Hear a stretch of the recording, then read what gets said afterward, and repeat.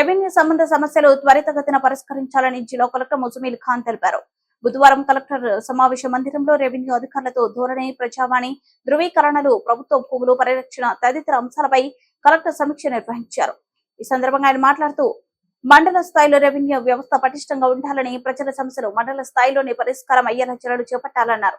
ఈ సమావేశంలో అదనపు కలెక్టర్ డి మధుసూదన్ నాయక్, శిక్షణ సహాయక కలెక్టర్ మినరల్ శ్రేష్ఠ, జిల్లా రెవెన్యూ అధికారిని ఎం రాజేశ్వరి, ఆర్డీఓలు G Ganesh, L Rajender, AD survey and land record Srinivasulu, తహసీల్దార్లు, నాయబ్ తహసీల్దార్లు, ఆర్ఐలు, సీనియర్ అసిస్టెంట్లు తదితరులు పాల్గొన్నారు.